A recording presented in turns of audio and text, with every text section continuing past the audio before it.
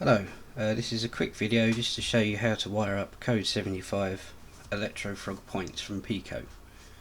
I'm going to be wiring for DCC, but it works exactly the same for traditional analog control. Now most of the hard work's been done for us by peco, which is handy. Originally you would have had to cut these rails here, which they've now moulded in an isolating section, and add a feed wire to the frog itself, which again has very handily been done by peco. The main job to do on this now is we need to add a bonding wire between these two rails here and these two rails here, and then we need to add a track feed to the outer rails. Now looking at the instructions, it says we need to add the bonding wires to the rails and then add separate track feeds. Now that's a bit of a non-job really, because once we've had those bonding wires we can add the track feeds in at the same time. So take a couple of pieces of wire, whichever colours you use. I use red and black. Now cut these to roughly the length of the point itself. Okay, you want to strip quite a long piece at one end and a short piece at the other. And don't forget to strip both ends at this time, because it's a lot easier and you won't have to tug on the point if you're doing the other end. Now you want to work out which way round your points are going on your layout. Now I know this is going to sit like this, so I always add my red wire to the back, or in this case the straight rail. You have to excuse me, this is quite awkward trying to reach around the camera. First you want to tin your wire.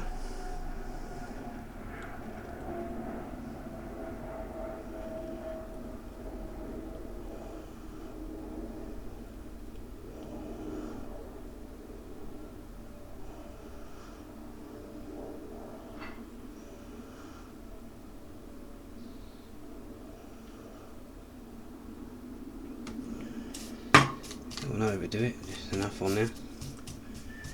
Don't forget, every time you use your soldering iron, just give the tip a good wipe, just keep it clean. You'll find it makes the soldering a lot easier. Again on the other one.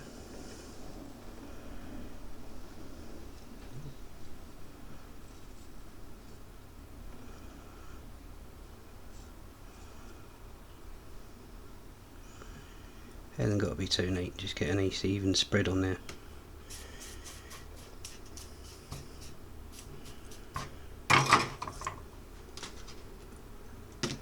Right, to make this next bit a lot easier, I'm using flux. Now I like Carl's green flux, which is a watery liquid. That should last you ages.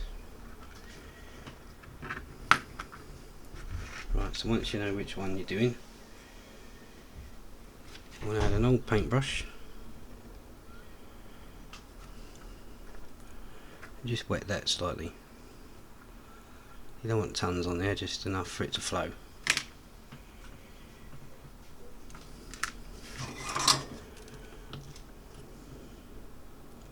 Just load a small piece of solder onto the iron.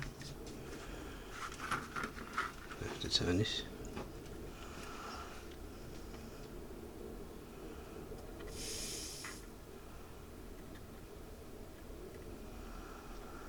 That's all we want for a second, it's just that little tack, just to hold it still. Again, a touch more flux. I mean, some people use a flux paste, you can use a paste if you want, doesn't make any difference. Main thing to remember is to give it a good clean afterwards. Right, so now we know that's not going anywhere. Just add a little more solder.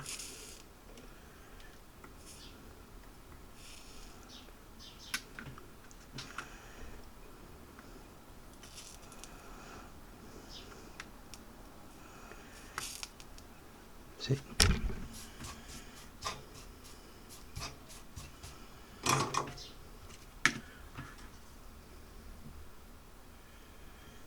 Just check that's alright. So I've used this one wire. I'm going to use this as my feed as well. So once this is sitting on the track, I can just bend this down, run that straight through the baseboard. Okay, so the other side is exactly the same.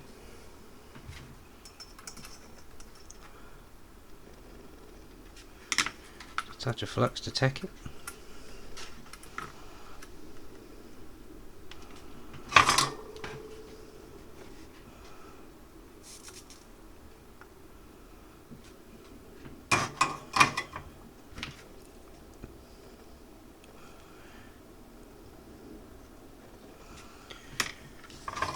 I usually tack it to the inner rail. So if I'm tacking it there, the first one I'll do will be the outer rail, because there's no point in using that to hold it still if I'm just going to loosen it off again. Just a little bit of solder. Let that flow nicely.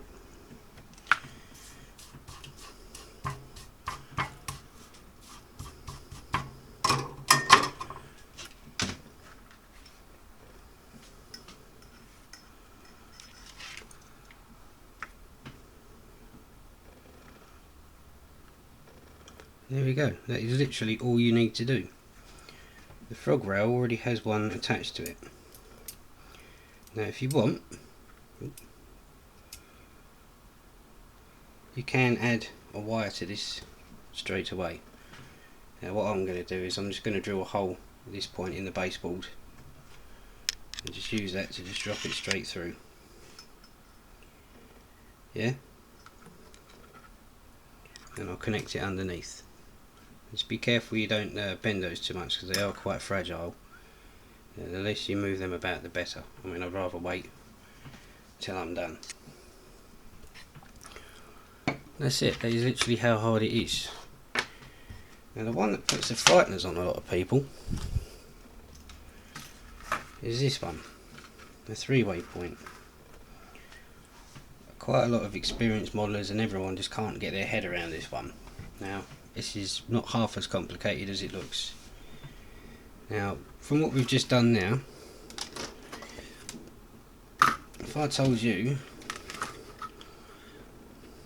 to wire up a left and a right back to back,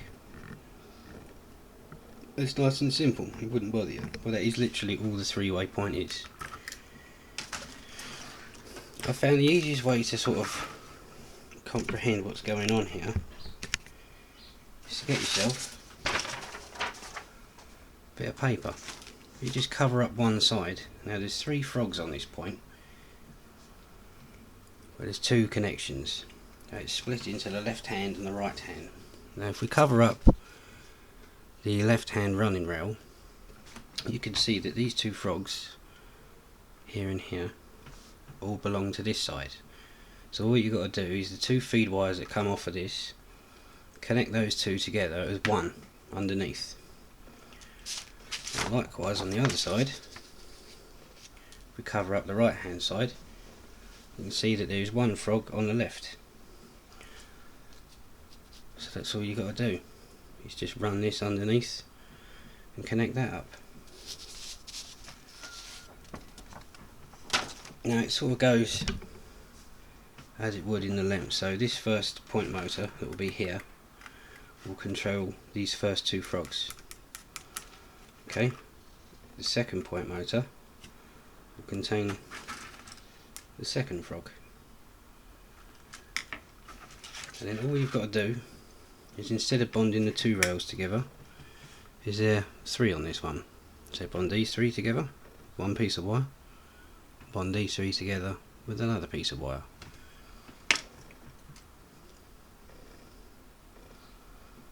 And that's literally it. Connect these 2 together underneath, so that's 1 frog, and connect that one on its own because it's 1 frog. Now that other point's cooled down, where I said we used the flux, it's important you give it a good clean. Just use a bowl of water and an old toothbrush.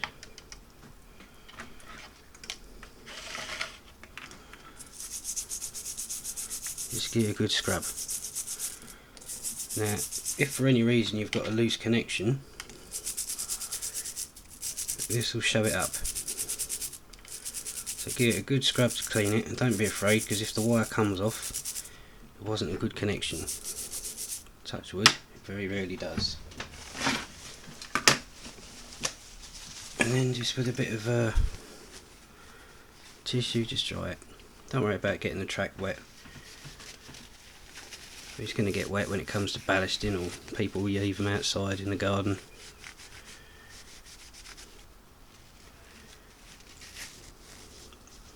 Yeah, just dry that off. Ooh. That is it. It's just as simple as adding 2 wires. The last thing to do, which also says on the instructions, is you need to break these 2 connections here. Okay, without these will connect to the frog. So if you connect this as it is, power it up, it's just going to short.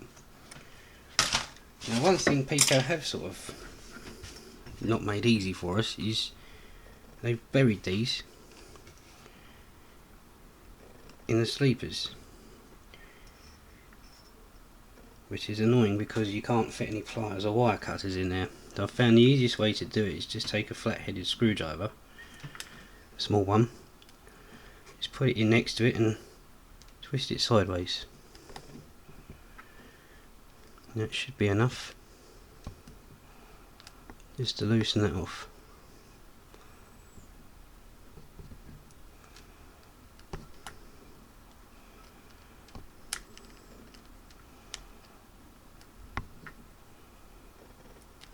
He says.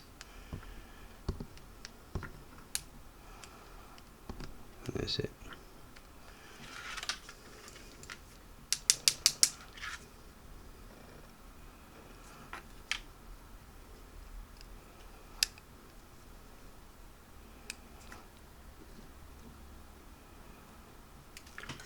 That's it. So here, I'll focus on there. See, I've removed this one now, just to break that connection. Yeah, break the other one and you're done. Now I'm going to personally be connecting these up to seat motors, so I won't especially need these track feeds. If you was using peco motors with their associated accessory switch, these wires would go to that switch. Okay, so you'd have one from the frog and the other 2 to the switch. Because I'm using SEEP, these are just going to work as bonus track feeds, or if you was using analog, you can use those to change the polarity on the frog. The main thing you have just not got to worry about is adding a wire here and then a separate track feed at the toes. Now if you're anything like me, you sort of want to spend as less time as possible soldering track, especially points, because if these go wrong, you've melted, you know, 11-12 quid's worth of points. I mean, like 20 odd quid if you're using a 3-way. But that is it. Simple. I'm probably going to have to revisit this at some point because I'm working my way up. I've got a double slip I need to wire up soon. So if you found this helpful, or there's anything else you want to know, just let me know, and I'll come back and I'll do that one for you. Okay, thanks a lot.